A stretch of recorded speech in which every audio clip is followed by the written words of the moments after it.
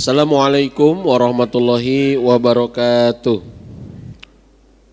Alhamdulillah wa syukrulillah la haula wa la quwata illa billah. Asyhadu an la ilaha illallah wahdahu la syarikalah wa asyhadu anna Muhammadan abduhu wa rasuluhul ladzi la nabiyya wa la rasula ba'dah amma ba'du. Allahumma inna nas'aluka ilman nafi'an wa rizqan thayyiban wa amalan mutaqabbalan. Subhanaka la ilma lana illa ma 'allamtana innaka antal alimul hakim. Alhamdulillah Bapak-bapak, Ibu-ibu, Akang Teteh semua yang sama-sama mengharap ridho Allah Subhanahu wa taala. Allah Al-Latif, Allah Maha Lembut, ya, dengan kelembutan Allah mengantarkan kita untuk bisa mendapatkan berbagai macam nikmat, nikmat dunia, nikmat agama, nikmat yang nampak, nikmat yang tersembunyi. Alhamdulillah dengan izin Allah pula kita bisa belajar bareng-bareng, ya, dengan kajian rutin, ya. Kajian rutin kita, ya, di di tetangga sesurga Sabtu kedua, Sabtu keempat, yaitu ngaji masalah atau ngaji bersama keluarga. Dan insya Allah, ya, kita akan membahas tentang seputar tarbiyatul aulad, tentang pendidikan anak.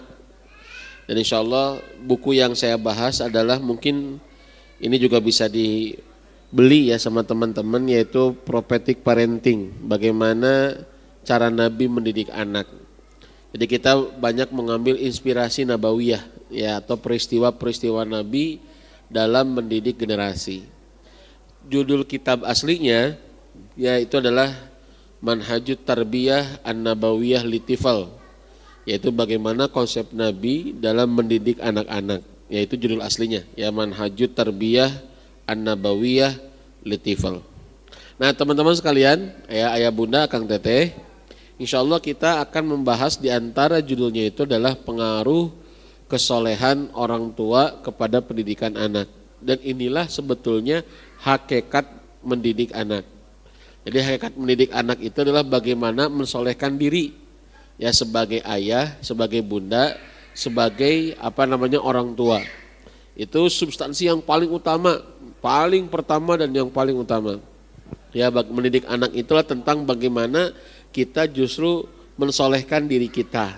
Ya, ini satu proses yang nggak pernah selesai, ya, satu perjalanan yang nggak pernah berhenti, satu upaya yang tidak pernah ada ujungnya, kecuali diberhentikan, diselesaikan, ya, dengan kematian. Yaitu proses senantiasa memperbaiki diri untuk jadi soleh. Ya, walaupun mungkin namanya udah soleh, ya, atau nama perempuannya sudah Cici Solehah misalkan begitu, ya. Tapi kan nggak berhenti, ya, terus proses untuk menjadi soleh. Nah, teman-teman sekalian, ya, jadi itu judul yang akan kita bahas, bagaimana peran kesolehan orang tua itu berpengaruh, ya. Begitu, ya, insya Allah. Nah, sebelum kita masuk kepada tema itu, di sini ada pembahasan pengantar. Di antaranya adalah beberapa hadis atau sabda Nabi tentang basyiroh, tentang kabar gembira untuk para orang tua. Ya, ini kabar gembira nih, supaya jadi motivasi, bahkan bertambah kebersyukuran kita sebagai orang tua. Karena tidak sedikit juga, ya, teman-teman sekalian, orang yang merasa kalau jadi orang tua itu satu peran yang yang menyulitkan, gitu ya. Satu peran yang kadangkala tidak mengenakan, satu peran yang kadangkala membuat mungkin seseorang merasa tidak produktif, gitu ya. Mungkin, ya, terutama bagi perempuan yang mungkin, ya, dulu sebelum nikah, sebelum punya anak, itu luar biasa banyak peran-peran sosial atau peran-peran akademik, gitu ya. Tetapi setelah menikah, kemudian cuman ngurusin hal-hal yang sifatnya domestik di rumah, gitu. Sehingga merasa tidak produktif jadi orang tua, jadi bunda, ya, atau jadi ayah. Nah, ini penting. Nah, maka Nabi kasih basyiroh, kasih kabar gembira untuk para orang tua. Dan ini banyak sekali, di antaranya hadis atau sabda Nabi yang sering kita dengar, yaitu tentang terputusnya semua amalan seseorang kecuali 3, kan gitu, ya.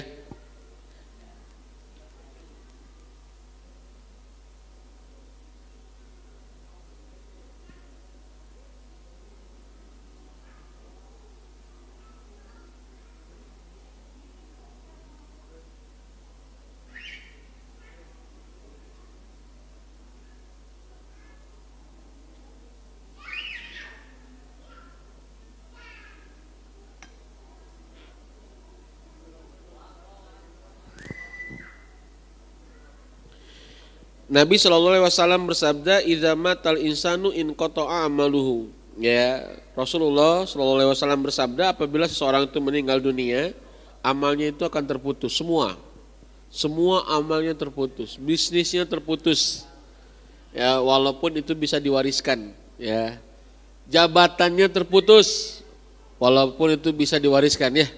Jangankan jadi RT, jadi RW kan begitu ya, presiden aja sekarang bisa diwariskan kan gitu ya. Lamun jadi itu kayaknya, lamun terjadi berarti ya diwariskan gitu kan ya.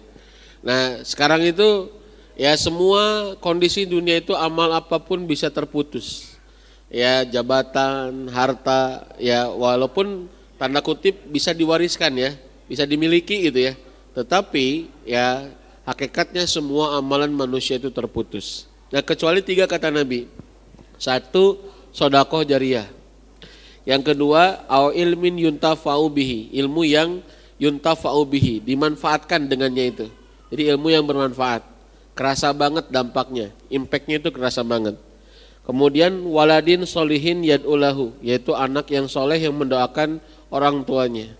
Ya, anak yang soleh itu menjadi amalan yang tidak terputus. Tapi sayangnya, kadangkala ini tidak menarik untuk sebagian orang, gitu kan ya. Lebih tertarik dengan hal-hal sifatnya tanda kutip materi duniawi, padahal itu semua terputus.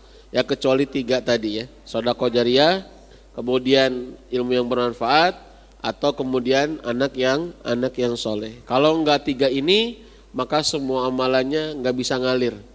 Kalau sekarang istilah bisnis apa ya, Mang Diki? Passive income ya, atau betul ya? Jadi maksudnya kemana? Sudah lepas tapi masih kira dapat penghasilan gitu ya, dapat dapat income gitu ya. Begitu ya, betul ya? Istilahnya apa sih? Betul? Autopilot gitu kan ya, gitu ya. Itu luar biasa tuh. Kita udah wafat, udah meninggal, tapi keuntungannya masih dapat. Ya, Masya Allah. Ini sangat luar biasa sekali ya. Mudah-mudahan ini jadi motivasi buat kita ya untuk semangat mendidik anak ya, karena ternyata itu adalah investasi tanda kutip ya, investasi akhirat yang tidak akan pernah terputus. Selanjutnya Nabi juga mengatakan di sini ya, Abu Darda radhiyallahu anhu berkata, "Zakarna inda Rasulillah sallallahu alaihi wasallam aziyadata fil umri. Faqala innallaha la yuakhiru nafsan idza jaa ajaluha. Wa inna maziyadah fil umri an yarzuqallahu abda dzurriyyatan salihatan yad'una lahu fayalhaquhu du'auhum fi qabrihi." Jadi Abu Darda mengatakan, kami sebutkan kepada Rasulullah SAW tentang tambahan umur, az-ziyadah fil umri, yaitu tentang tambahan umur. Beliau bersabda, sesungguhnya Allah tidak akan memperlambat kematian seseorang apabila sudah datang ajalnya, nggak akan terlambat ya, dan tidak akan bisa dipercepat. Tambahan umur adalah, ini az-ziyadah fil umur, yang disebut dengan tambahan umur itu, kata Nabi, adalah Allah memberikan karunia kepada seorang hamba berupa anak-anak soleh yang mendoakannya sehingga doa mereka dapat menyusul di kuburnya. Masya Allah. Ya, ini luar biasa. Ini kabar gembira. Mungkin kita ngedidik anak capek, lelah, betul nggak? Ya, termasuk para ayah gitu kan. Ya, tetapi ternyata ini salah satu cara kita selamat bisa di alam kubur. Ya, dan itu az-ziyadah fil umri. Jadi yang disebut tambahan umur itu bukan usia, bukan hanya saja ya, bukan hanya saja fisiknya, tapi yang jauh lebih utama, bahkan ini salah satu maknanya, dan ini yang paling utama adalah bagaimana tambahan yang dimaksud dengan tambahan umur itu apa? Teman-teman sekalian, yaitu dikaruniai anak-anak yang soleh oleh Allah. Ini kalimatnya bagus nih. An yarzuqallahul abda dzurriyyatan sholihatan. Allah memberikan rizki kepada dia, itu adalah dzurriyyatan sholihatan. Itu bagus tuh kalimatnya. Ya, jadi ternyata salah satu rizki itu adalah kita dikaruniai oleh Allah adalah anak yang soleh. Ya, Masya Allah. Ya. Selanjutnya, ini masih kabar gembira untuk orang tua. Ya, diriwayatkan dalam Imam Bukhari dalam kitab Al-Adabul Mufradnya, Abu Hurairah Rasulullah radhiyallahu anhu berkata, ya, turfa'u lil mayyiti ba'da mautihi ya darajatuhu fayaqulu ay rabbi ayu syai'in hadhihi fayuqalu waladuka istaghfarolaka. Ya, dalam riwayat lain bistighfari waladikalaka. Jadi ada seseorang tuh, kemudian dia naik derajatnya di surga, ya. Setelah meninggal dunia, dia naik derajatnya. Kemudian dia merasa asa nggak layak gitu ya. Itu menikah luhur-luhur teuing derajat teh, padahal amalku tidak seberapa. Dia bertanya, ya, wahai Tuhanku, apakah ini? Ayu syai'in hadhihi. Ini kenapa bisa begini? Dia kaget ya. Ini kok kenapa bisa begini? Allahu Akbar ya. Mungkin dia nggak punya banyak amalan gitu ya. Saya iri dengan orang-orang seperti ini ya. Mungkin dia nggak viral, mungkin dia nggak gimana-gimana gitu di dunia. Tetapi ternyata Masya Allah ya, Allah tinggikan derajatnya di akhirat. Dan dia bertanya kepada Allah, ayu syai'in, ya Rabbi ayu syai'in hadha. Ya ada apa ini? Ya maka kata Allah menjawab pada waktu itu, ya waladuka istaghfarolaka. Ya, anakmu sudah beristighfar, memintakan ampun untukmu. Itu kata Allah. Ya, dalam riwayat lain bistighfari waladikalaka, yaitu dengan istighfar anakmu untukmu, ya. Dan ini urusan bagaimana anak memohonkan doa kepada kita itu nggak bisa dilatih, nggak bisa dipaksa. Pokoknya kamu ngadoakeun papa geus maot, ya dibayarlah ti ayeuna, misalkan begitu ya. Ya di DP-an ti ayeuna, pokoknya mah kudu ngadoakeun. Ya, doa teh diterima ku Allah kan dari hati yang tulus, betul enggak? Ya, enggak bisa dibeli itu. Ya, ketulusan itu enggak bisa dibeli. Ketulusan itu enggak bisa dibeli, teman-teman sekalian ya. Wallahu alam bisawab. Telahir. Anas bin Malik radhiyallahu anhu secara marfu nih. Ya, diriwayatkan oleh Abu Ya'la, al-mauludu hatta yablughul hinsa ma'amila min hasanatin kutibat liwalidihi au liwalidaihi. Wah ini keren nih. Hei para orang tua yang punya anak belum balik ya. Belum balik nih. Ini kabar gembira, keren banget nih. Anak-anak hingga usia balik apabila melakukan kebaikan maka untuk bapaknya atau untuk kedua orang tuanya diberikan pahala. Tapi kalau berdosa ya itu tidak jadi dosa untuk anaknya. Ya, tidak jadi dosa untuk anaknya. Tapi kalau anaknya berbuat baik, ya itu jadi pahala untuk orang tuanya, padahal belum balik. Ya, Masya Allah. Ya, ketika anaknya berbuat baik. Tapi hati-hati ini, atas nama hadis ini akhirnya anak jadi robot kita nih, ya. Jadi jadi sapi perah bapaknya gitu ya. Maksudnya teh, ayo nak berbuat baik, padahal yang menang pahala gitu ya. Akhirnya anak dipaksa berbuat baik sedini mungkin supaya orang tuanya dapat pahala. Enggak begitu ya. Ini bukan berarti harus lebih cepat, lebih baik, enggak ya. Tetapi ini kabar gembira karena kalaupun anak belum berbuat, kalau anak berbuat buruk itu tidak dihitung dosa buat anak itu. Ya. Dan tidak dihitung dosa juga buat kita. Jangankan dari anak ke kita. Hei, punten, ibu-ibu, ya kalau Anda berbuat buruk, kalau seorang istri berbuat buruk, berbuat munkar, suaminya dapat dosa enggak? Hah? Seorang istri berbuat dosa, suaminya dapat dosa enggak? Hah? Dapat? Menikah enak gitu. Atau namanya enak di dinya teh enak di kami itu ya. Ya, seorang istri berbuat dosa, suaminya enggak dapat dosa. Enggak lah. Dosa itu masing-masing, wala taziru waziratu wizra uro, gak nanggung dosa seseorang dengan dosa orang lain. Ya, suaminya itu dapat dosa kalau membiarkan istri berbuat dosa, ngerti gak?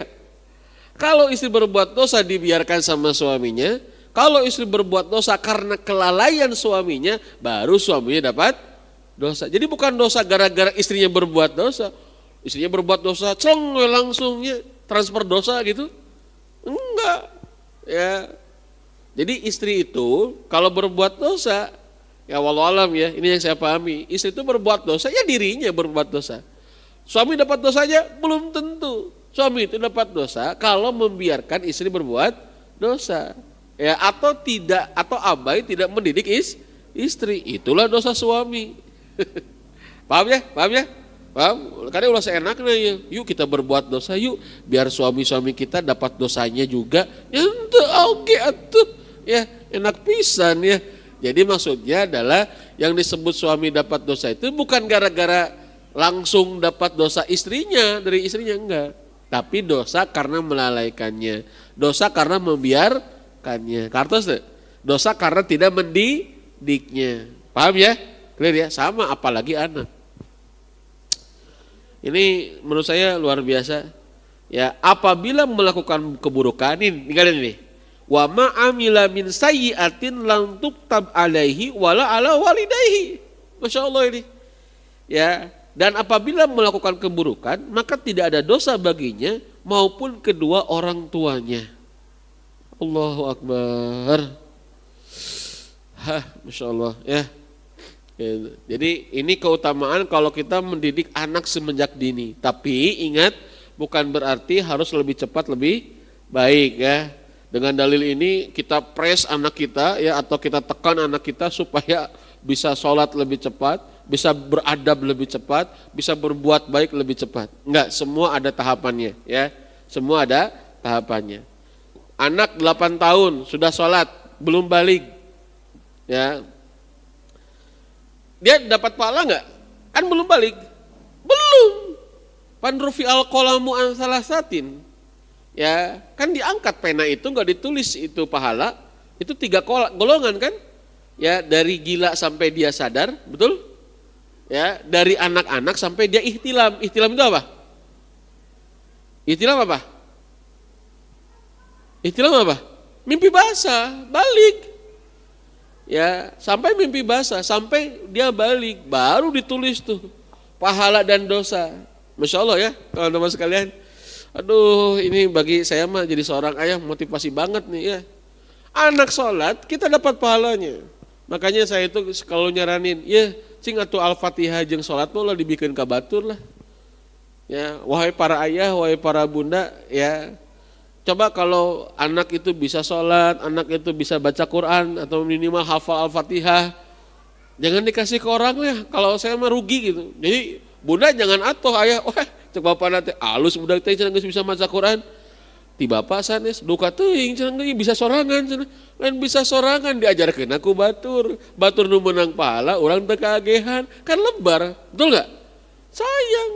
Ya, menurut saya sayang. Ya menurut saya ya, makanya luar biasa ya, ini menurut saya Anas bin Malik ngomong kayak begini ya secara marfu, mudah-mudahan ini jadi motivasi buat kita ya untuk jadi orang tua ya dengan segenap tangannya gitu ya. Wallahu alam bishawab. Ini kabar gembira untuk para orang tua ya, jadi ayah jadi bunda ya, mudah-mudahan ini menjadi motivasi kita untuk kembali lagi memperbaiki atau mendidik anak-anak kita. Dan pendidikan yang paling baik adalah yang dimulai dengan diri kita sebagai orang tua. Teman-teman sekalian, ya, anak itu kita tahu itu adalah perhiasan. Al-Quran banyak menyebutkan demikiannya, zina itu perhiasan. Ya, di dalam Al-Quran banyak sekali dibahas. Ya, zuyina linasi, misalkan contoh nih di Quran surat Ali Imran ayat 14. Zuyina linasi hubbus syahawati minan nisa wal banin wal qanatir wal muqantarati minadz zahabi wal fiddah wal khailil musawwamati wal an'ami wal harth dzalika mataul hayati dunya wallahu indahu husnul ma'ab. Dijadikan indah pada pandangan manusia kecintaan kepada apa-apa yang diingini, yaitu wanita-wanita, anak-anak, harta yang banyak dan jenis emas, perak, kuda pilihan, binatang-binatang ternak dan sawah ladang. Itulah kesenangan hidup. Dan di sisi Allah tempat kembali yang baik yaitu adalah surga. Ya, jadi ini kalau kita tadabburi, ajib banget ya. Kenapa ujung-ujung ayatnya itu Allah bilang satu mataul hayati dunia, yang kedua wallahu indahu husnul ma'ab. Ya, kenapa ada kalimat dan Allah lah sebaik-baik tempat kembali. Itu Masya Allah. Setelah diterangkan ini nih perhiasan dunia, tapi kemudian Allah bilang ya wallahu indahu husnul ma'ab. Ya, dan Allah sebaik-baik tempat kembali. Bukan anak-anak, bukan kuda pilihan, bukan binatang ternak, bukan perak. Artinya apa? Ya, semua itu yang kita miliki, teman-teman, tidak akan menjadi keuntungan kalau tidak dikembalikan kepada Allah. Termasuk anak-anak kita. Termasuk anak-anak kita. Jadi kalau mohon maaf ya teman-teman, kita ngedidik anak cuman ingin kebahagiaan dunia, hilang tuh ya.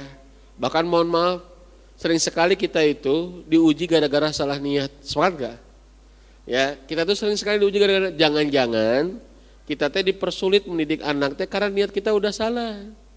Ya, ini kalimat ini ke saya gitunya, ini aji banget. Setelah Allah jelaskan nih ya, ada wanita, anak-anak, harta yang banyak. Allah mencela enggak? Teman-teman, enggak kan? Enggak dicela kan? Ini cuma khobariyah kan? Bahwa itu adalah perhiasan. Betul enggak? Sepakat enggak? Enggak dicelakan di Ali Imran ayat 14 ini kan? Enggak. Allah cuma bilang, zalika mataul hayati dunia, itu perhiasan dunia. Dicela enggak sama Allah? Enggak kan? Enggak dicela kan? Sepakat? Tapi lihat ujung ayatnya, wallahu indahu husnul ma'ab. Dan Allah lah tempat sebaik-baik kembali. Kenapa? Karena semua itu yang kita punya, itu enggak dicela. Tapi ingat, itu kembali semua kepada Allah.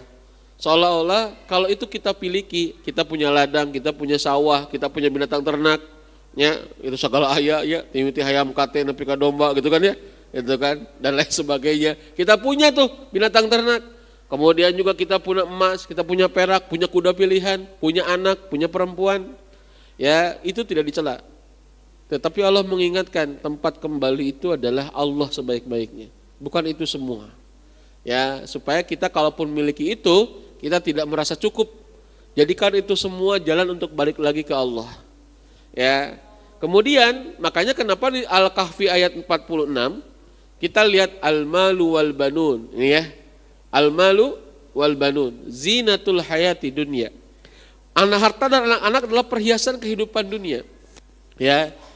Wal baqiyatus sholihatu khairun inda rabbika thawaban wa khairun amala. Tetapi amalan-amalan yang kekal lagi soleh adalah lebih baik pahalanya di sisi Tuhanmu serta lebih baik untuk menjadi harapan. Ya. Lebih baik pahalanya di sisi Tuhanmu dan lebih baik untuk menjadi harapan. Ini saya mulai dari akhir ya. Ini keren. Al-Quran itu kadang kita kalau mau paham itu harus kadang-kadang mulai dari akhir ayat.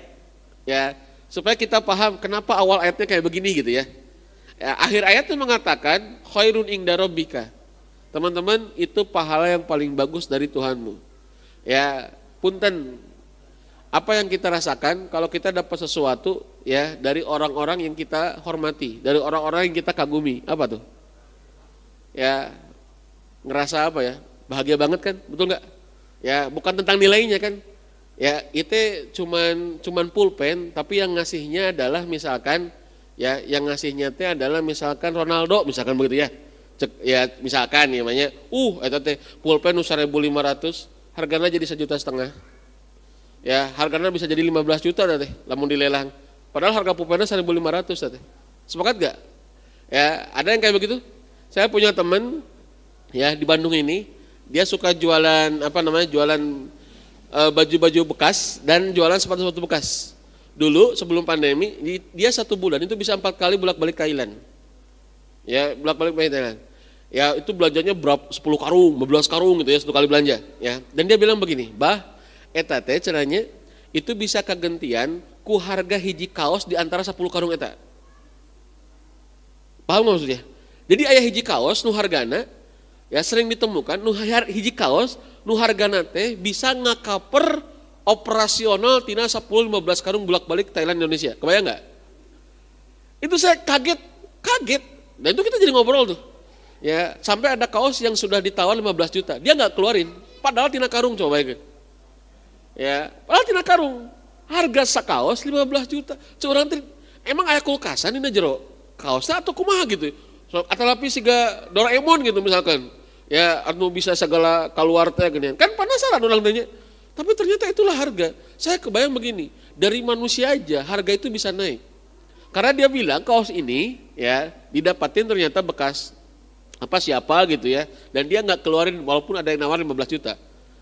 Saya puntennya abdi kan awam. Cek sekarang amatnya sih gitu. Ya kaos 15 juta orang tuh. Ya geus mending kan yang beli motor Beat kan. Sebenarnya ya daripada beli kaos gitunya. Nggak saukur ngomong, nggak saukur dipakai. Tapi itulah subhanallah, saya ngemutnya, ya Allah inilah harganya. Itu teh dari manusia. Sampai dia bilang, punten Mbah, abdi mah ngantosan nu gaduhna ngantunkeun. Jadi artisnya nunggu meninggal baru mau dilelang. Karena kalau sudah meninggal itu harganya pasti naik lagi katanya. Wow, curhatnya segitunya. Jadi subhanallah tuh. Ya, itu teh dari makhluk. Bagaimana sekarang dari yang maharaja? Ya. Dari raja saja, kadang-kadang dari raja, merasa berharga gitu ya. Padahal karek diberi bansos gitu kan ya. Asa berharga gitu ya. Padahal nu rakyat teh. Bansosnya nu rakyat katanya. Ya, kade ya lain nu partai, lain nu pribadi ya, lain nanti nu rakyat ya. Kan sok aya ieu program. Ieu jalan kenging Bapak anggota praksi anu, lain eta teh nu rakyat ya, kan kabeneran gitu nu boga amanahna eta jadi we di akuisisi nya kudu rada pinter orangnya. Ya kan bae da ngobrol kita keur usumna ya gitu ya, keur usumna. Ini menjelang 14 Februari. Ini kan tanggal 10 terakhir kampanyenya. Ya, begitulah ya. Jadi teman-teman sekalian ya, kita aja dikasih sama raja, ya itu teh kalau sesuatu yang sedikit tapi jadi berharga, betul nggak? Seorang hamba sahaya dikasih sedikit sama raja itu berharga. Lalu bagaimana dengan khairun inda rabbika? Bayangkan, khairun inda rabbika. Ini balasan yang paling baik dari Allah. Subhanallah ya. Balasan yang paling baik dari Allah. Khairun inda rabbika. Balasan yang paling baik dari Allah. Apa itu balasan yang paling baik dari Allah? Wal baqiyatus sholihat. Amal soleh. Kenapa disebut baqiyat? Karena kekal. Ya, kekalnya bukan karena amalnya, tetapi karena pahalanya terus ngalir gitu. Ya, bahkan kalau dikatakan kenapa punten amal yang soleh itu disebut baqiyat, as-sholihat. Baqiyat itu kekal. Ya, Allah itu kan bako, betul nggak?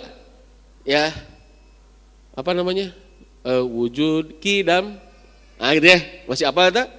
Wujud kidam baqo mukhalafatul lil hawadisi qiyamuhu binafsihi wahdaniyah kudrah iradah. Allah itu baqo. Kenapa amal soleh disebut baqiyat? Kenapa? Ini ada makna hikmah nih.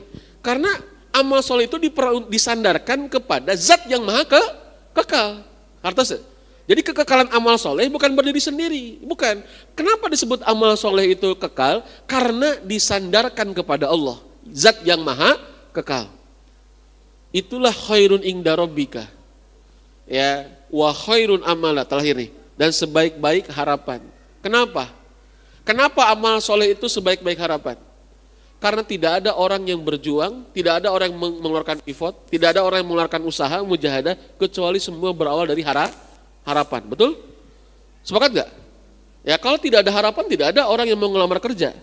Kalau tidak ada harapan, tidak ada orang yang mau berusaha. Ya tidak akan ada petani yang menanam, betul? Tidak akan kemudian ada pedagang yang berjualan. Kalau tidak ada harapan. Kalau tidak ada harapan, tidak ada ibu yang mengandung. Semua adalah harapan. Maka sebaik-baik harapan adalah amal soleh. Bukan anak-anak, bukan juga harta. Bagaimana harta dan anak-anak ini tidak bertentangan dengan amal soleh kita dan dijadikan sebagai ladang amal kita. Ya, Masya Allah teman-teman sekalian, terima kasih. Ini baru pengantar nih ya. Insya Allah sesudah Isya kita akan lanjutkan. Mudah-mudahan bermanfaat. Barakallahu fikum. Assalamualaikum warahmatullahi wabarakatuh. Bismillahirrahmanirrahim. Punten ya teman-teman sekalian. Tadi kita sudah sedikit ada kabar gembira untuk para orang tua dan membahas sedikit tentang hakikat anak ya, bahwa anak itu adalah zina ya, kemudian juga perhiasan, dan kemudian kita tadabbur sedikit surat Al-Imran 14 dan Quran surat Al-Kahfi ayat ke-46 ya. Nanti banyak lagi tentang anak, banyak lagi pembahasan ayat-ayat Al-Quran itu ngebahas tentang bagaimana Al-Quran memberikan mindset kepada kita atau cara berpikir kepada kita tentang anak gitu ya. Itu keren sekali. Baik. Nah teman-teman sekalian, kita masuk ke materi yang tadi sudah kita bahas, yang akan kita bahas, yaitu tentang bagaimana proses kesolehan orang tua itu sangat berpengaruh kepada anak. Dan ini banyak sekali ya dalil-dalil atau keterangan-keterangan yang menjelaskan tentang perlunya kita senantiasa memperbaiki diri sebagai orang tua. Di antaranya adalah yang pertama adalah surat Al-Kahfi ayat ke-82 di mana tentang wakana abuhuma sholiha. Ya, ini jawaban dari Nabi Khidir ya kepada Nabi Musa alaihi salam ya terkait dengan kenapa bangun lagi tembok yang sudah hampir runtuh gitu ya. Dan ternyata salah satu alasannya adalah karena memang ya kedua orang tua pemiliknya itu adalah orang-orang yang soleh. Bahkan dalam tafsir Ibnu Katsir ya 7 keturunan. Ya, jadi eta teh sigana kolot urang baheula geus meunang tafsir Ibnu Katsir ya 7 turunan ya, beunghar 7 turunan ya. Sok aya kanya istilah 7 turunan. Tadi teh ternyata ada dalam tafsir Ibnu Katsir itu istilah 7 turunan ya. Turunan 7 turunan ya kepada anak itu sehingga dia dibantu oleh orang. Ya, ini penting. Kesolehan kita kepada generasi kita sangat berpengaruh. Ini Masya Allah, makanya kalau berbicara Islamic parenting ya, berbicara tentang bagaimana pendidikan anak berdasarkan Islam, itu bukan hanya ngurusin anak, tapi juga yang paling utama adalah perilaku orang tuanya. Ya, sampai Nabi Khidir bilang, wa kana abuhuma solihah, karena keduanya adalah orang yang soleh. Masya Allah ya. Teman-teman sekalian, ini bahkan disebutkan dalam Quran surat Ghafir ayat ke-8, malaikat mendoakan orang mukmin juga berikut kedua orang tuanya. Ya, sampai diabadikan dalam Quran surat Ghafir surat ke-40 ayat ke-8, Allah berfirman, ya Rabbana wa adkhilna jannatin adnil lati wa'adtahum. Ya Allah, Tuhan kami, masukkanlah mereka ke dalam surga Aden yang telah Engkau janjikan kepada mereka. Ya, wa man sholaha min abaihim. Ini doanya malaikat ini. Ini kalau tidak salah ini posisinya sebelah kanan bagian bawah. Ini kalau tidak salah ya. Kalau salah pun enggak apa-apa karena saya bukan Ustadz Adi Hidayat ya. Tapi seingat saya itu ya. Itu didoakan doanya malaikat di awal-awal surat Ghafir di ayat ke-8 ya. Jadi malaikat sampai bilang segitunya. Atau kalau tidak salah di sebelah kiri bagian atas ya, itu masih awal-awal lah ya. Rabbana wa adkhilhum jannatin adninil lati wa'adtahum. Ya. Wa man sholaha min abaihim wa azwajihim wa dzurriyyatihim. Jadi ke atas, ke samping, ya ke bawah. Itu doanya malaikat, ya Allah, ini orang beriman ya masukkan mereka ke dalam surga ya. Ya kemudian nenek moyang mereka, pasangan mereka sama zuriat mereka. Wah, keren ya. Masya Allah, ini sistem sosial yang luar biasa. Ya makanya kalau berbicara nizamul ijtimai ya tentang sistem sosial, itu Masya Allah kita udah lebih dulu ngomongin itu gitu ya. Makanya kalau bicara keluarga itu ngepeknya kemana-mana nih. Ngepeknya ke nenek moyang, ngepeknya ke pasangan, ngepeknya ke keturunan. Oh luar biasa. Jadi kalau hari ini antum pernah dengar nggak tentang generasi sandwich? Ya pernah dengar ya? Nah, di kaluhur kudu ngurus kolot, kahanap kudu ngurus budakan gitu kan ya. Saya tiba lagi emang gitu kan itu. Menurut saya ya, mohon maaf ya. Tiba lagi gitu orang begitu kan. Ya kan orang emang lemun orang jadi kalau kita sudah punya anak tidak ada kewajiban ngurus kolot gitu. Terus orang bisa jadi bapak, jadi ibu gitu, jadi ayah, jadi ibu gitu, jadi orang tua. Terus kita nggak ada kewajiban gitu ngurus orang tua. Ini masalah ini. Jadi menurut saya, kenapa ada lahir istilah generasi sandwich? Karena dalam sistem sosial mungkin barat ya kalau kita udah hidup mandiri sendiri ya udah nggak usah ngurus orang tua gitu. Karena mereka biasanya apa? Biasanya dalam memasukkan orang tua mereka ke panti jompo kan gitunya. Dan bagi kita jadi muslim nggak begitu atuh. Tiba heula oke, lamun orang jadi udah jadi orang tua, udah punya anak, tidak lantas lepas ke orang tua kan, betul nggak? Sepakat nggak? Ya, betul ya, sepakat ya? Masya Allah. Ini bukan perkara baru saya ya, ini bukan perkara baru ya. Ini generasi sandwich kan, harus ngurus orang tua sama ngurus anak gitu ya. Subhanallah. Jadi kalau ngurus diri, kita udah nikah, seolah kita lepas dari orang tua. Enggak, punya kewajiban. Tinggal teknisnya, tinggal porsinya, kan begitu. Tapi secara prinsip, ya itu nggak ditinggalin. Tinggal teknisnya, tinggal porsinya, ya itu ya hal-hal yang sifatnya teknis lah ya, itu bisa beda kan diantara kita juga bisa beda. Tetapi pada prinsipnya ya kita punya tanggung jawab ke orang tua, ya ke pasangan, ke keturunan. Ya Masya Allah ya luar biasa. Menurut saya ya, walau alam bisawab. Ya. Bahkan teman-teman sekalian ya kita itu jadi isyarat-isyarat Quran gimana ini bagaimana satu ya ayat-ayat ini menjelaskan bahwa orang tua kesolehan orang tua ngaruh ke anak. Yang kedua adalah isyarat-isyarat tentang ngumpul sekeluarga, betul nggak? Isyarat-isyarat bahwa keluarga itu bukan hanya urusan dunia gitu, tapi bagaimana bisa parat nepi ke akhirat gitu dah. Itu masya Allah itu. Jadi ikatannya bukan hanya ikatan dunia, tapi bagaimana bisa tembus sampai akhirat. Nah itu masya Allah. Ya ruhnya seperti itu.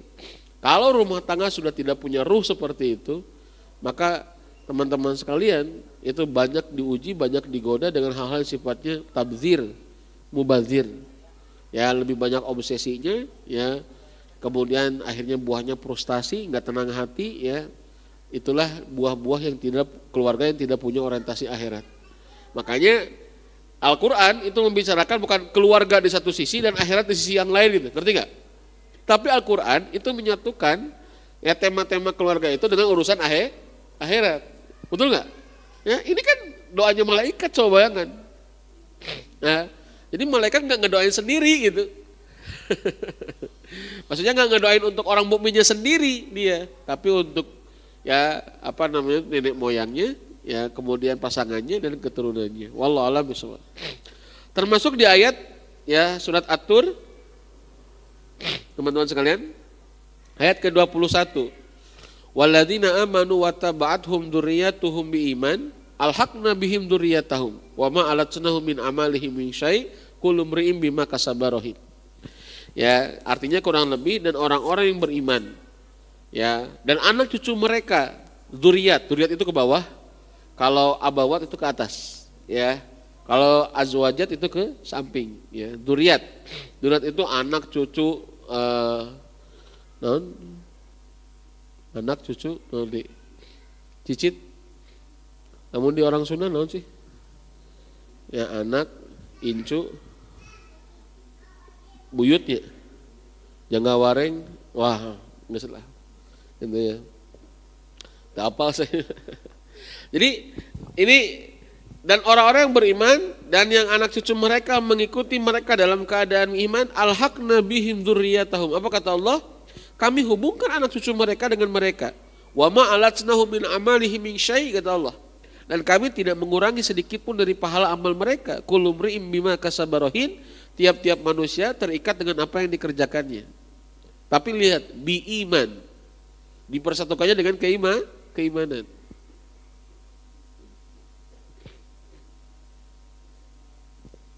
Subhanallah wa ta'ala. Ya teman-teman sekalian, makanya Ibnu Abbas radhiyallahu an mengatakan Allah azza wa jalla mengangkat derajat anak keturunan seorang mukmin ya sederajat dengannya di surga walaupun amalan mereka masih di bawah si mukmin tersebut.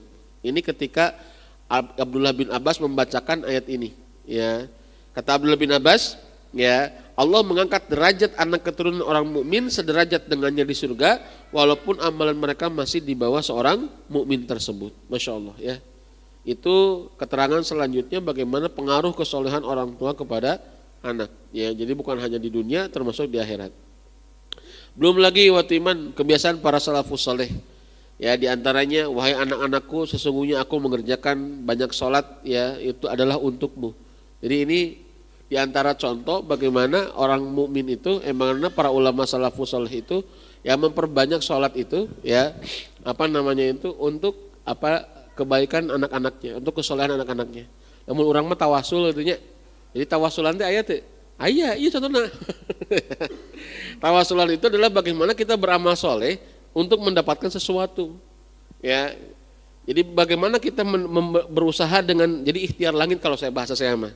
Bagaimana kita melaksanakan kebaikan tapi untuk mendapatkan sesuatu dan sesuatunya itu adalah kebaikan lagi.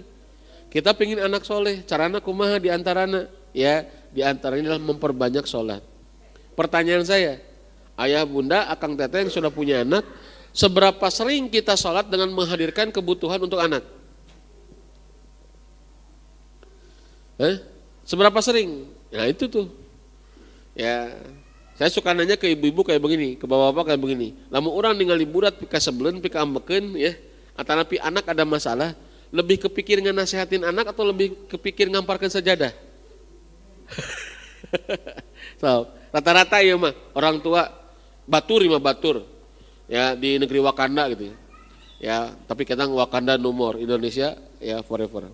Jadi teman-teman sekalian, kira-kira ya ini kebanyakan orang kalau misalkan punya masalah untuk anak, budak kudu anak adabnya buruk misalkan ya, atau anak bermasalah, itu kebanyakan orang tua mikir ya untuk sholat 2 rakaat atau untuk sholat atau mikir ngenasihatin anak.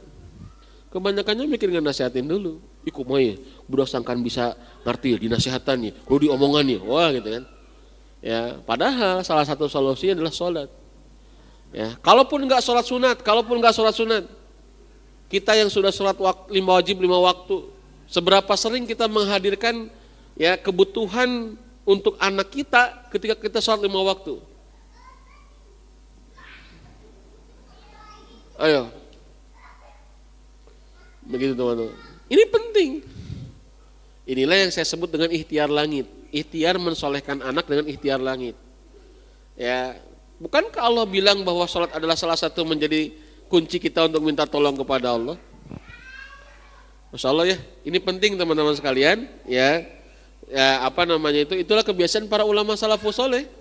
Sampai disebutkan di sini Said bin Musayyib mengatakan, dan ini masyhur sekali, sewaktu sholat aku teringat anakku, maka aku tambahkan sholatku. Masya Allah. Sewaktu sholat, ya, aku tambahkan sholatku karena ingat anakku. Ya, bahkan dalam riwayat lain ketika Said bin Musayyib lihat anaknya itu sedang tertidur, dia sholat 2 rakaat. Ya, kenapa? Karena lamun cek orang mah tirakat gitu ya. Lamun cek orang mah bagi tawasul dengan sholat 2 rakaat itu, dia ingin disolehkan anaknya. Seberapa sering teman-teman sekalian? Inilah ikhtiar langit. Ya. Itulah kebiasaan para ulama salafus saleh dulu kalau mensolehkan anaknya. Bahkan disebutkan, ini Sahal Al-Tustari, ini ulama terkenal sekelas Abdullah bin Mubarak ya, tabi'in. Ya, berusaha sekuat tenaga untuk menjaga anaknya padahal anaknya belum dilahirkan. Ya, kenapa? Karena kesolehan itu dimulai ketika anak sebelum dilahirkan. Ya, Masya Allah. Makanya mohon maaf nih, ya kalau anak ada masalah, ya sebelum kita ngenasihatin anak, banyak-banyak istighfar. Ya, kenapa? Sebab bisa jadi, ya mohon maaf, karena bisa jadi dosa kita sebelum punya anak itu berdampak kepada ya musibah yang kita dapatkan sesudah punya anak. Ya, itulah cara pandang keimanan. Ya, cara pandang keimanan. Makanya kenapa Sahal Al-Tustari itu sebelum punya anak sudah berusaha menjaga diri supaya nanti anaknya itu disolehkan oleh Allah. Ya. Dia berkata, aku akan menepati janji yang telah diambil Allah Subhanahu wa taala dariku di alam dunia ini. Aku akan memelihara anak-anakku dari mulai saat ini sampai Allah Subhanahu wa taala menghidupkan mereka di alam persaksian nanti di akhirat. Insyaallah ya. Jadi berusaha yang mendidik anak tapi dengan meningkatkan kesolehan. Ya, Masya Allah. Maka kesolehan itu ngaruh banget. Ya, ngaruh banget. Hati-hati ya teman-teman. Nah, terakhir nih. Ya. Sampai Said bin Musayyib itu bilang, ya. Oh, belum selesai. Tadi Said bin Musayyib bilang sewaktu sholat aku teringat anakku maka aku tambahkan sholatku. Ini kata Said bin Musayyib. Karena telah diriwayatkan bahwa Allah akan menjaga orang-orang soleh berikut 7 keturunannya. Ya, Masya Allah. Ya, demikianlah yang ditunjukkan oleh firman Allah Quran surat Al-A'raf ayat 196. Inna waliyallahu alladzi nazzalal kitaba wa huwa yatawallas sholihin. Sesungguhnya pelindungku adalah Allah yang menurunkan Alkitab dan dia melindungi orang-orang yang soleh. Ya, Masya Allah. Dia melindungi orang-orang yang soleh. Salah satunya adalah ketika orang tuanya berusaha untuk mensolehkan diri, dia jaga keturunannya. Ya, sepakat ya teman-teman? Ini keren nih. Wah, banyak lagi ayat nanti. Sampai saya ingat cerita ini. Tapi cerita ini mah yaitu ketika berbicara tentang Umar bin Abdul Aziz. Karena Umar bin Abdul Aziz itu punya 11 anak. Yang anaknya itu diporotan nih waktu itu. Diporotan, tahu diporotan? Uang jajan hariannya itu dikurangi. Ya, bahkan Mas Lama yang menjadi asistennya itu sampai protes. Ya, Umar bin Abdul Aziz itu lagi tertidur, lagi berbaring, kemudian bilang, kamu enggak kasihan ke anakmu? Itu lagi berbaring langsung bangun. Ya Umar bin Abdul Aziz itu. Kenapa? Apa maksudmu katanya? Masa anak khalifah dikasih uang jajan segini gitu. Saya lupa lagi nominalnya ya waktu itu. Ini pasti kejadian ke segini, ini enggak layak ini gitu kan. Tekasar nama rakyat biasa wae geus teu sakieu. Ya ini masa harus dikasih jajan uang segini? Apa kata Umar bin Abdul Aziz? Ya dia bilang kepada kepada Mas Lamah, wahai Mas Lamah, ya aku sudah berusaha mensolehkan mereka, jika mereka soleh maka dijaga oleh Allah. Lalu Umar bin Abdul Aziz membacakan surat Al-A'raf ayat 196 ini. Inna waliyallahu alladzi nazzalal kitab wa huwa yatawallas sholihin. Apa kata Allah? Sesungguhnya pelindungku adalah Allah yang menurunkan Alkitab dan dia melindungi orang-orang yang soleh. Cekasar nama kieu. Ya, lamun budak urang geus soleh, atanapi lamun urang geus soleh, nu ngajaga budak urang teh lain urang gitu. Ngerti enggak? Diaturnya nanti dijaganya sama Allah. Wah, luar biasanya. Ya, dulu mah Umar bin Abdul Aziz bisa makmur karena berawal dari keluarganya. Ya, apa di porotan jajan. Lain diberi jalan kudu jadi raja deui waktu iman ya. Mata teu heran urang mah ancur teh gitu ya. Karena geus raja hayang jadi raja deui gitu ya. Ya, maka kalau Umar bin Abdul Aziz kenapa makmur 2 tahun setengah? Ya waktu iman makmur tuh rakyatnya karena berawal dari keluarga. Subhanallah. Ya mudah-mudahan orang teh boga pemimpin seperti Umar bin Abdul Aziz ya. Amin. Aminkeun we heulahnya ya ngadoa ada urang mah. Baik ya. Terima kasih teman-teman, hatur nuhun. Ya. Dan ini ada kisah terakhir penutup. Harithah bin Nu'man radhiyallahu anhu datang kepada Nabi sallallahu alaihi wasallam yang saat itu sedang berbincang-bincang dengan seseorang. Jadi Nabi nuju ngobrol ya. Nabi itu nuju ngobrol dengan seseorang. Dia langsung duduk, tapi Husain bin Nu'man itu, Harithah bin Nu'man itu datang. Ya. Dia langsung duduk dan tidak mengucapkan salam. Jibril berkata, orang ini kalau dia mengucapkan salam tentu kami akan membalas balasannya. Beliau, Nabi bertanya kepada Jibril, apakah engkau mengenalnya gitu? Jibril menjawab, ya dia termasuk 80 orang yang teguh ya dan bersabar pada perang Hunain. Wah, perang Hunain ini perang kayak Uhud. Ya, jadi perang Uhud sama perang Hunain itu terkenal, ini perang yang orang muslim itu hampir kalah. Ya, bahkan dikesankan kalah gitu ya. Ya, apa namanya itu? Di perang Uhud sama perang Hunain. Ya, dan dia termasuk 80 orang yang teguh dan bersabar di perang Hunain.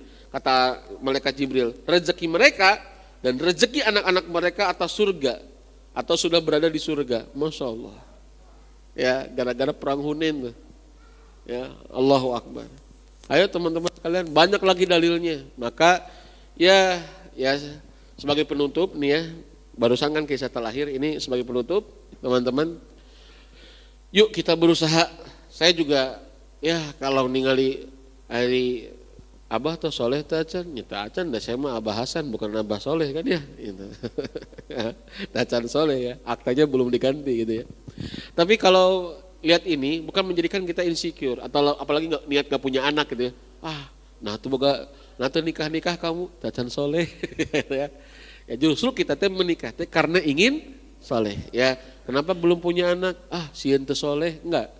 Kita punya anak karena kita ingin soleh. Ya, jadi iwatu iman soleh itu proses. Ya, soleh itu proses. Nanti ada ayatnya ya, siapa orang soleh? Ulaika minas solihin.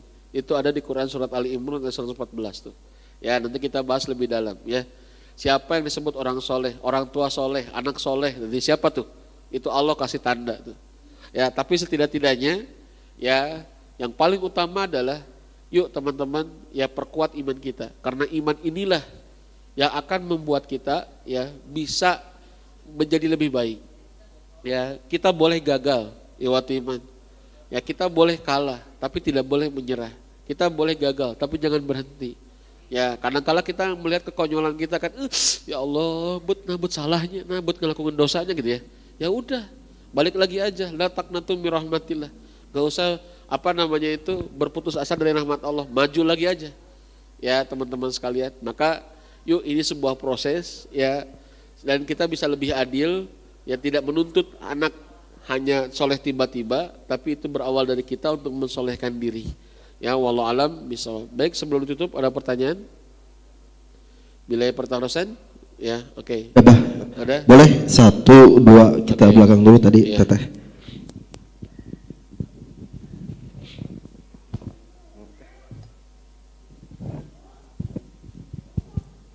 Baik, ya, bismillahirrahmanirrahim. Assalamualaikum Ustadz. Sebelumnya terima kasih atas pemaparannya. Mudah-mudahan ilmunya bisa menjadi ilmu yang bermanfaat. Amin. Ya. Izin bertanya Ustadz. Nah, tadi seperti yang disampaikan bahwasannya kalau di Al-Quran itu Allah akan menjaga, misalnya ada solehnya seseorang akan menjaga turunannya ke bawah. Apakah ada juga ayat Al-Quran ataupun hadis yang menyinggung tentang kalau misalnya anaknya soleh, terus mendoakan orang tuanya bisa soleh dan istiqomah, apakah ada seperti itu juga? Mungkin itu saja Ustadz, soalnya kalau misalnya nih kita punya orang tua mungkin mungkin kita dapat hidayahnya dari kita gitu. Terus pengennya dapat orang tua kita juga perlahan-lahan bisa istiqomah di jalan Allah gitu. Apakah dengan solehnya kita, dengan berusahanya solehnya kita bisa menjadi syafaat agar orang tua kita bisa tetap istiqomah dan misalnya kakek nenek kita itu bisa dapat syafaat juga dari kita. Ya, itu saja pertanyaannya Ustadz, mudah-mudahan bisa dijawab. Terima kasih Ustadz. Ya, pertanyaan kedua, biar langsung aja. Nun, Teteh. Baik. Mangga. Bismillah Ustadz, Afwan izin bertanya. Mangga. Jodoh kan itu ditentukan sebelum kita lahir. Betul. Lalu mengapa ada istilah lebih baik tidak nikah-nikah daripada menikah dengan orang yang salah? Dan apa penilaian utama untuk menjadikan seseorang itu pasangan kita? Lebih baik tidak nikah-nikah daripada Menikah dengan orang yang salah. oh, ya. Ya, salah itu salah. Ya, Soalnya itu pernah disampaikan sama seorang ustadz gitu. oh iya, yang menjelaskan bukan saya kan? Iya, Iya, bukan. Kalau saya nggak kurang sepakat, lebih baik tidak menikah daripada menikah dengan orang yang salah. Karena tidak menikah itu salah, cek saya begitu ya. Jadi menurut saya adalah ya nggak dipertentangkan kayak begitu. Ini iya lah ya perjodohan lah. Ya nggak dipertentangkan kayak begitu menurut saya. Menurut saya adalah berusaha memperbaiki diri dan mencari yang terbaik. Terus gitu. Ya dijamin gitu pilihan orang tidak pernah salah? Nggak bisa, nggak ada yang ngejamin siapa. Ya apa indikatornya pilihan kita nggak pernah salah? Nggak ada. Yang jelas adalah yang menurut saya adalah siapkan diri, minta tolong kepada Allah, berikan yang terbaik, usaha terus. Dan itu pun usaha termasuk dohirnya aja. Ya dohirnya teh, oh katingalina soleh, katingalina bager, katingalina tepat, udah. Ya gitu ya. Jadi jangan lebih baik tidak menikah-nikah daripada dengan orang yang salah. Tidak menikah-nikah itu cek saya masalah gitu. Ya makanya lebih baik menurut saya adalah siapkan diri ya, perbaiki diri maksudnya ya, solehkan diri ya dan cari yang lebih tepat. Terus bismillah, la haula. Oke? Ya karena tidak akan ada menemukan kesempurnaan ya. Sepakat ya? Karena Ustadz etana ideal teuing sigana cek saya gitu ya. Sigana gitu ya. Dan menurut saya mah ada susah dan nikah mah gaib betul enggak? Sok yang sudah nikah, betul Bang? Ya gaib. Ada yang sebelum nikah, saya tanya, di sini yang sudah punya anak, ada yang sebelum punya anak bikin RAB dulu enggak? Sok teteh yang sebelum punya anak. Ya, musyawarah heula, ieu lamun hiji budak ti mimiti mengandung sampai ngalahirkeun, sampai engke usiana 12 tahun pengeluaran sakieu eta teh can inflasi teh. Can harga beas naik teh. Ya, siga ayeuna naik 3.000 ya misalkan. Can harga aci naik teh ya. Nah, subhanallah jadi 15.000 misalkan. Pernah teh dihitung ke orang? Enggak kan? Gaib tuh. Ya, makanya kalau masalah gaib, makanya sebelum menikah Karena pernikahan itu rumah tangga itu gaib, karena makanya sebelum menikah harus punya ilmu gaib. Enggak juga gitu ya. Artinya karena pernikahan itu rumah tangga itu banyak yang gaib, makanya kita iman kepada Allah gitu maksud saya. Tawakal kepada Allah, upayakan semampu yang kita bisa. Oke? Solehkan diri karena itu berpengaruh kepada solehnya keturunan kita. Siap ya? Oke. Jazakallah khair Ustaz. Wa'alaikum. Terima kasih. Nah saya kemudian pertanyaan pertama, nggak apa-apa teh diakhirkan ya, begitu ya. Nah yang pertama itu, kalau tadi misalkan kesolehan kesolehan orang tua itu berpengaruh kepada keturunan, gimana nih kalau keturunan kita, kalau kita misalkan ke atas, bisa nggak? Tadi ayat tadi, Ghafir ayat 8. Jadi kalau kita mukmin, keimanan kita itu, ya. Akan didoakan oleh malaikat tuh, Rabbana wa adkhilhum jannatin adnin allati wa'adtahum wa man salaha min abaihim, gitu kan ya? Abaihim wa azwajihim wa dzurriyyatihim. Itu yang pertama.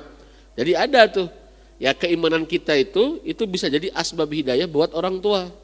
Yang kedua, tadi di hadis kabar gembira tadi, ada orang tua yang biasa-biasa tapi Masya Allah ya itu menjadi punya kedudukan di surga yang tinggi. Ketika ditanya, kenapa saya bisa begini? Ya, ternyata Allah Subhanahu wa taala jawab bistighfari waladikalaka atau waladuka istaghfarolaka. Kan begitu ya.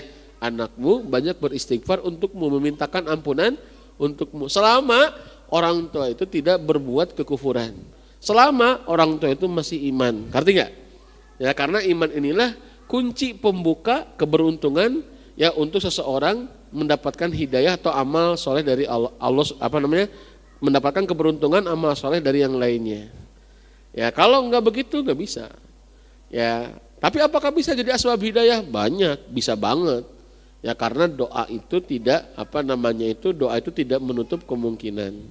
Ya Nabi Ibrahim alaihissalam itu kan asalnya mendoakan ayahnya, walaupun akhirnya kan ditegur karena tidak